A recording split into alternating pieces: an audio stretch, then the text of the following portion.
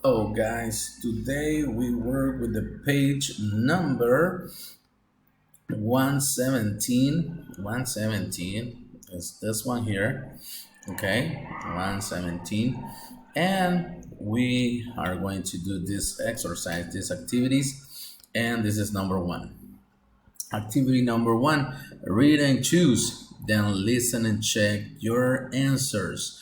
Ok, vamos a hacerlo así, porque ustedes lo tienen aquí. Ok, listen and check. Whose bedroom or house is it? ¿Cómo voy a saber cómo ponerlo? Pues ahí está la fotografía de lo que van a estar tratando de escribir cuál de ellas es. Entonces, look at the picture and then choose whose bedroom or house is it? It's my dad's or brother's? Brothers. It's a great or bad bedroom. ¿Cuál de las dos palabras? Okay. It's the same over here. Es lo mismo con esta de acá. Whose bathroom or kitchen is this? This is or what? Or kitchen, mom's, dad's cooking. ¿Quién de los dos está haciéndolo?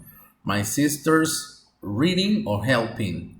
¿Cuál de las dos? Okay. Next. Dice, choose and write the answers. Vamos a escribir una de estas. 1, 2, 3 o 4. Kicking, compost, jar or cooking. Vamos a escribirla en una de estas líneas. Ok. Y por último, match. Then check the sentences that say kind things. ¿Cuál de estas, ok, deben de ir con cuál? Por ejemplo, that's like his house o that's great. ¿Con cuál debe de ir unida? Que lo vamos a estar haciendo de esa forma. Y al final, por aquí estuvimos haciendo algunas operaciones matemáticas.